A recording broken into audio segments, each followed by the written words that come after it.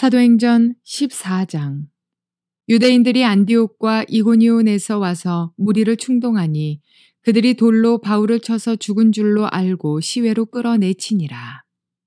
제자들이 둘러섰을 때에 바울이 일어나 그 성에 들어갔다가 이튿날 바나바와 함께 더베로 가서 복음을 그 성에서 전하여 많은 사람을 제자로 삼고 루스드라와 이고니온과 안디옥으로 돌아가서 제자들의 마음을 굳게 하여 이 믿음에 머물러 있으라 권하고, 또 우리가 하나님의 나라에 들어가려면 많은 환난을 겪어야 할 것이라 하고, 각 교회에서 장로들을 택하여 금식 기도하며 그들이 믿는 주께 그들을 위탁하고, 비시디아 가운데로 지나서 밤빌리아에 이르러 말씀을 버가에서 전하고, 아달리아로 내려가서 거기서 배 타고 안디옥에 이르니, 이곳은 두 사도가 이룬 그 일을 위하여 전에 하나님의 은혜에 부탁하던 곳이라.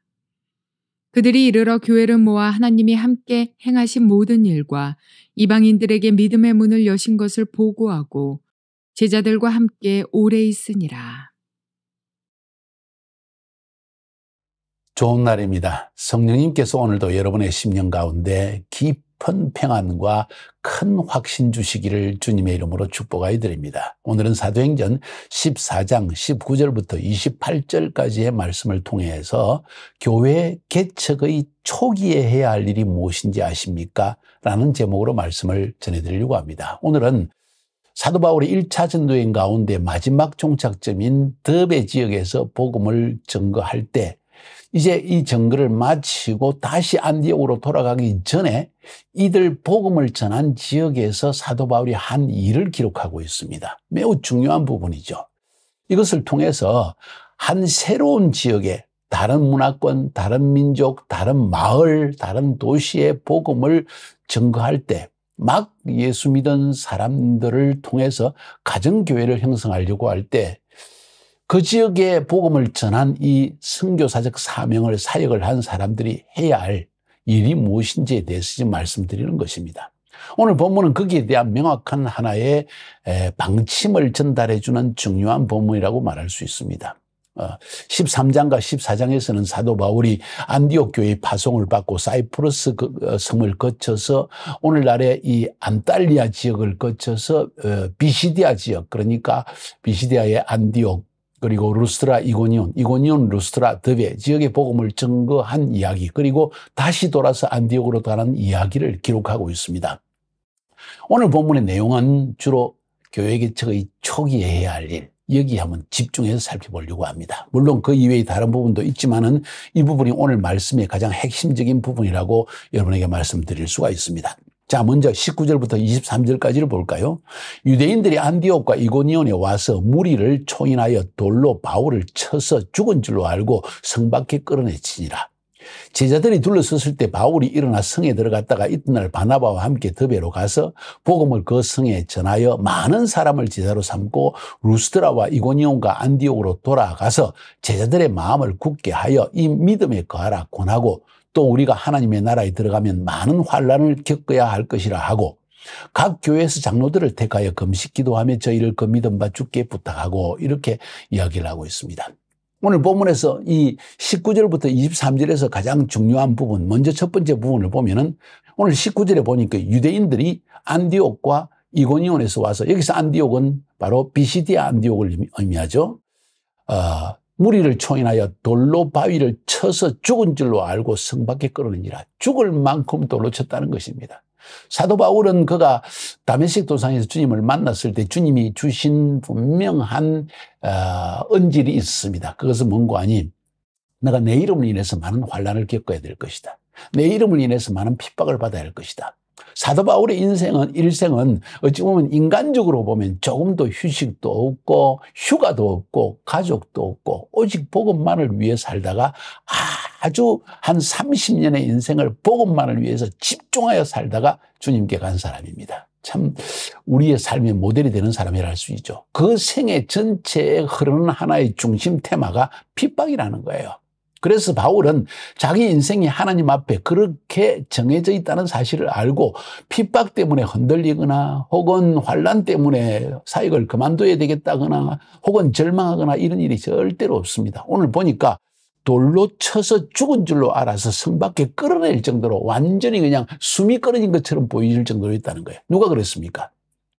그가 복음을 전했던 비시디아 안디옥과 이고니온의 사람들이 그랬습니다. 지금도 터키 지역의 이고니온, 코냐라는 도시이죠. 가장 이 모슬렘 지역이 강하고 그곳에 전통적인 모슬렘이 아주 강해서 많은 이 이슬람 사원들이 있는 지역입니다. 아무튼 이 두 지역에서 사람들이 와가지고 심지어는 지금 복음을 전하고 있는 루스드라의 사람들까지 이렇게 선동을 해가지고 결국 바울을 죽이기까지 하려고 합니다. 이 모습을 보여주고 있습니다. 뭘 의미하는지 아십니까? 우리가 복음을 전가할 때 예수 믿으면 축복받는다. 예수 믿으면 모든 삶이 형통화해진다. 사역도 잘 될 것이다. 착각버리세요. 고난당하고 핍박당하는 것이 전도자의 삶의 기본이라는 걸 알아야 되고, 배고프고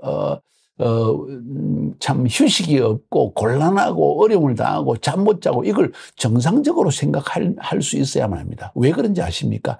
그런 마음 자세가 되어 있을 때 우리가 오히려 평강을 누릴 수 있습니다. 어떤 상황 가운데서도 요동하지 않는 평강이 그때 비로소 찾아온다는 것이죠. 자, 아무튼 19절 한 절을 통해서 우리는 이걸 다시 한번 일깨울 필요가 있습니다. 20절부터 보니까 23절까지 굉장히 중요한 이야기 나옵니다. 오늘 본문에 제가 말씀드렸던 제목, 교회 개척의 초기에 해야 할 일이 무엇인지를 명확한 방침을 주고 있습니다. 제자들이 둘러섰을 때 바울이 일어나. 제자들이 둘러서 이제 바울이 죽었구나 했는데 보니까 그가 일어납니다. 숨을 쉽니다. 피를 흘렸는데 피가 먹기 시작합니다. 그리고는 성에 들어가서 이튿날 바나바와 함께 더베로 갔다고 했습니다. 더베는 새로운 성입니다. 지금까지 비시디아 안디옥, 그 다음에 이고니온, 그 다음에 루스드라, 이제 더베로 왔습니다. 이게 1차 전도여행의 4도시였습니다. 물론 버가와 안달리아도 있지만은 그건 나중에 조금 복음을 전했다는 이야기만 하고 기타의 언급이 없습니다. 그 더베로 와서 복음을 그 성에 전하여 많은 사람을 제자로 삼고 거기서도 또 핍박이 있을 것을 알면서도 담대하게 복음을 전가합니다. 아마도 여기서도 회당전도가 있을 것이고 여기서도 표적과 기사가 분명히 나타났을 것입니다. 그래서 많은 사람을 제자로 삼았다는 이야기로 간단하게 끝냅니다. 왜 그런지 아십니까? 이미 비시디아 안디옥에서 그리고 이고니온에서 루스드라에서 일어난 일들을 다 이야기했기 때문에 거기에서는 회당전도와 표적과 기사가 일어난 걸 말했기 때문에 다시 반복할 필요가 없어서 많은 사람을 제자로 삼았다는 이야기로 끝납니다. 여기서 중요한 이야기는 제자를 삼았다. 자, 제자를 삼았다. 그 이전까지는 제자라는 이야기가 그저 살짝 지나가는 이야기로 나오지만은 오늘 이 더베에서는 많은 사람을 제자로 삼았다. 왜냐하면 비시디아 안디옥에서 이고니온에서 그리고 이 루스드라에서 복음을 전가하면서 바울이 깨달은 점이 있을 것입니다. 이렇게 핍박이 많은데 그냥 복음만 전가하고 예수 믿었다는 것으로 기뻐하고 떠나기만 하면 분명히 이렇게 핍박이 많고 복음의 적대자가 많은 도시에 남아있는 사람들이 어떻게 견디겠냐는 거예요. 그래서 그 사람들을 그리스도의 제자로 만들기 전에는 그들은 결국 신앙도 잃어버리고 나중에는 핍박 때문에 다 흩어지고 말 것이라는 걸 바울은 깊이 인식했을 것입니다. 그래서 마지막 성인 더베로 갔을 때는 이제 제자 삼는 일에 집중을 하는 걸 보게 되어집니다. 전도할 뿐만 아니라 믿는 사람들을 벌써 제자를 되게 하는 일에 신경을 썼다는 걸 알 수 있죠. 그래서 오늘 본문에 많은 사람을 제자로 삼았다는 이야기가 나오는 것입니다. 제자. 루스드라와 이고니온과 안디옥으로 돌아가서 이제 더베에서 많은 사람을 제자로 삼고 난 다음에는 다시 거꾸로 루스드라 그리고 이고니온 그리고 비시디아 안디옥으로 돌아갑니다. 돌아가서 한 일을 기록하는데 여기에 굉장히 중요한 교회 개척의 초기에 선교사들이 하나님의 사역자들이 해야 할 중요한 지침을 우리에게 주고 있습니다. 이것만 여러분이 분명히 깨달아 알면 우리가 새로운 지역에 복음을 전가하고 새로운 문화권에 새로운 이 민족에게 복음을 전가할 때 해야 할 일이 뭔지를 방향성을 분명히 알 수가 있습니다. 시간이 어떤 지역은 한 달이 걸릴 수 있고 어떤 지역은 1년, 어떤 지역은 10년에 걸려서 겨우 제자가 일어날 수 있지만은 중요한 것은 이 방향성 지침을 아는 것이 중요하다는 거예요. 그래야만 지치지 않고 우리는 바른 선교와 바른 사역을 할 수 있다는 것이죠. 무엇을 했습니까?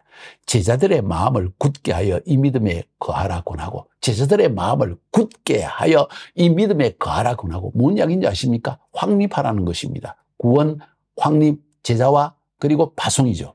우리가 말하는 이 한 사람을 하나님의 사역자로 만들어서 T for T, Teaching for Teacher. 그러니까 한 사람을 예수 믿기만 하고 구원받게 하는 게 그치지 않고 그 사람의 신앙을 확립해서 그 사람을 그리스도의 제자로 만들어서 그리고는 그들을 파송하는 일까지 우리가 하는 것이 우리의 사역의 분명한 지침이고 방향성이고 예수님이 보여주신 사역의 방향인데 거기서 그 첫 번째 구원, 전도를 통해서 구원받은 사람들에게 해야 할 일을 보여주는 거예요. 제자들을 마음을 굳게 하여 믿음에 거하라고 하고 어떻게 믿음에 거하라고 했겠습니까? 매일 아침 저녁 예배 드리면서 믿음에 거해라, 믿음에 거해라, 마음을 굳게 하라. 그 이야기 했겠습니까? 아니요. 특별한 말씀을 전했다는 걸 알 수가 있죠. 그래서 우리 교회에서는 알파 코스를 통해서 알파 코스 안에 성령 수양회를 통해서 그리고 인카운트를 통해서 포스트 인카운트를 통해서 사실은 포스트 인카운트가 신앙을 딱 굳게 만드는 성경적인 전반적 구원의 길을 딱 보여주는 매우 중요한 부분이라고 말할 수 있거든요. 뿐만 아니라 T4T를 통해서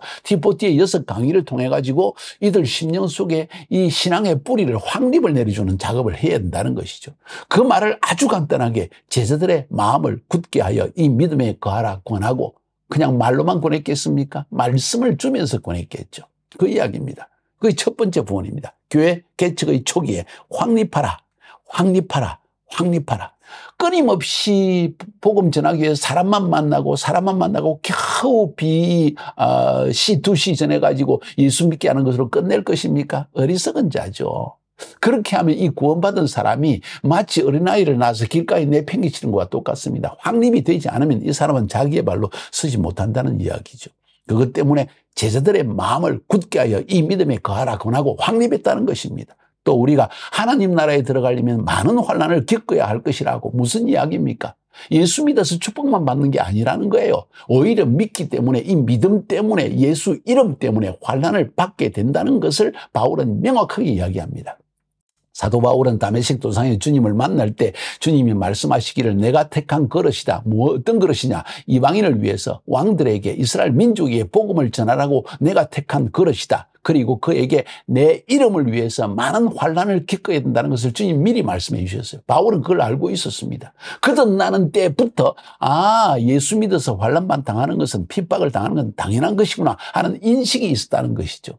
이 바울은 그래서 이 더베 지역 그리고 비시디아 안디옥 그리고 루스트라 이고니온의 복음을 증거하고 마지막에 그들을 다시 돌아가서 그들을 확립시킬 때 핍박고 오겠다. 환난당한다. 가난도 찾아올 것이다. 잠도 못 잘 것이다. 피곤할 수도 있다. 지칠 수도 있다. 그 믿음 안에 거해야 된다. 환난당하는 것을 이상하게 생각하지 말라. 그것 때문에 절망하지 마라. 그것 때문에 힘들어 사역을 그만두겠다. 그런 생각하지 마라. 오직 하나님 나라에 들어가려면 많은 환난을 겪어야 할 것이다. 지금 이게 바울에게만 적용되는 말씀이 아니라 하나님 나라에 들어가려는 자는 많은 환난을 겪어야 할 것이다. 여러분의 심중에 그런 마음이 있습니까? 아니면 그냥 편안히 그냥 아이고 주님 믿으니까 평강이로다 자유로다 이러고 살고 있나요? 하나님 나라에 들어가려면 많은 환난을 겪어야 된다는 사실을 성경은 우리에게 명백히 말하고 있고 바울은 이것을 위해서 교회 개척의 초기에 이미 예수 이제 믿은 사람들에게 그냥 살짝 어울려서 살짝 그냥 도닥여서 예수 믿으면 복 받게 돼 있어 치유도 해주시고 형통하게 해주시고 좋아질 거야 이런 말만 하지 않았다는 것을 기억할 필요가 있습니다. 제대로 믿은 사람 같으면 환난이 있구나 핍박도 당하는 것이 당연하구나 하고 그것을 받아들일 것입니다. 마음으로 진심으로 믿고 거듭나지 않은 사람은 그렇다면 예수 믿을 필요가 있나 이렇게 생각할 것입니다. 여기서 벌써 갈림길이 드러나는 것입니다. 저는 여러분들이 이것을 분명히 하면 좋겠습니다. 그래서 교회 개척의 초기에 신앙을 확립하고 환난과 핍박이 있다는 것을 명확하게 이야기해 줘야 한다. 각 교회에서 장로들을 택하여 금식 기도하며 저희를 그 믿는 바 주께 부탁하고 하나님께 그들을 맡길 때 다시 말해서 그들이 계속 거기에 거할 수가 없었기 때문에 바나바, 바울은 전도자였고 사도들이어서 한 지역에서 다른 지역으로 옮겨 다니는 부르심을 받는 자들입니다. 그래서 그 지역에 사는 사람들, 그 지역 사람 중에서 믿는 사람들 가운데 장로를 택하여 금식 기도하고 그들을 주께 맡겼다. 다시 말해서 지도자를 세웠다는 것입니다. 이거 이상하지 않습니까? 사도 바울이 전도여행을 한 것이 겨우 다 합해서 1년 기간도 안 되는 기간에 했습니다. 각 도시마다 한 달 이상 머무른 적이 별로 없을 것입니다. 그런데 그 기간 동안에 예수 믿은 사람을 확립시키고 그 기간 동안에 벌써 지도자를 세웠다. 우리 일반적인 개념으로는 이해할 수 없는 것입니다. 신학교 졸업했나요? 아닙니다. 그들이 모든 제자와 가정 그렇잖아요. 그것도 아닙니다. 도대체 그들에게 뭔가를 혹은 월급을 주었나요? 그것도 아닙니다. 완전한 성숙이 있었나요? 그것도 아닙니다. 신앙이 너무 어리니까 너희들 예배 드리지 마라. 우리가 올 때까지 기다리라. 이렇게 말했나요? 그것도 아닙니다. 뭔 이야기입니까? 한 지역의 새로운 복음을 전가하면 그 가운데서 믿는 사람 가운데에서 인격이 있고 세상 사람들이 볼 때도 신뢰할 만한 사람이고, 두 번째로 제대로 영적으로 주님을 딱 만난 체험이 있는 사람, 영성과 그리고 세상적인 기준, 성품을 가진 사람을 뽑아내어서 그들을 일단 지도자로 맡겨놔라는 겁니다. 그리고는 그 지도자를 통해서, 이 장로들을 통해서 사역을 계속 해나가는 것이, 그들을, 이 장로들이 자라게 만들고 이 장로가 이 모든 모임을 인도할 수 있도록 돕는 작업을 해나가야만 지역교회가 설 수 있다는 것을 성경은 우리에게 말하는 것이죠. 그러면서 또 보여준 모델, 교회 개척의 초기에 아까 뭐라 그랬죠? 첫 번째, 확립해라. 제자들을 굳게 해라. 두 번째, 핍박이 있다는 것을 반드시 가르쳐주라. 세 번째, 지도자, 장로를 세워라. 네 번째 뭔지 아십니까? 금식과 기도의 모델을 보여줬습니다. 처음 믿은 사람들입니다. 이제 믿은 지 한 달도 안 된 사람들이라고 볼 수 있습니다. 최대한 3, 4개월밖에 안 된 사람들입니다. 그중에 지도자를 세웠고, 그리고 이 바나바와 바울이 금식으로 기도하면서 이 장로에게 안수하는 그 영적인 모습을 보여주는 것입니다. 그러니까 교회는 개척의 초기부터 금식과 기도가 당연히 교회의 기초가 된다는 사실을 바나바와 바울은 그들에게 보여주는 것입니다. 이 부분이 얼마나 중요한지 모릅니다. 이렇게 되면 이 개척되어지는 가정교회는 벌써 바른 영적인 기초 위에 서가기 시작한다는 거예요. 이게 바로 금식과 기도의 모델을 보여줬다는 것입니다. 요약할까요?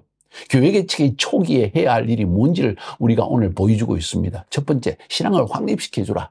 두 번째, 핍박이 있다는 것을, 환란이 있다는 걸, 하나님 나라에 들어가기 위해서는 핍박과 환란을 거쳐야 한다는 걸 가르쳐줘야 된다. 세 번째, 반드시 현지 지도자를 세워주라. 네 번째, 금식과 기도의 모델을 분명히 깊이 뿌리내려주라. 이 네 가지를 해야만 이 믿음이 제대로 자라날 수 있다는 것을, 우리는, 교회는 교회로서 든든히 서가고 영적인 교회의 모습이 지녀질 수 있다는 것을 성경은 말하고 있다는 겁니다. 빠른 속도로 이야기했지만 이건 너무나 중요한 부분입니다. 이제 24절부터 28절까지 나머지 부분을 봅니다.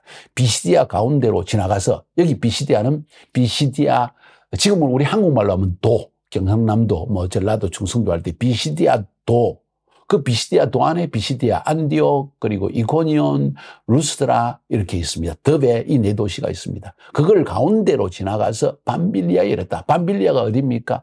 버가입니다. 버가는 안탈리아에서 조금 더 동쪽에 있는 도시입니다. 얼마 안 떨어졌습니다. 한 20km밖에 안 떨어졌습니다.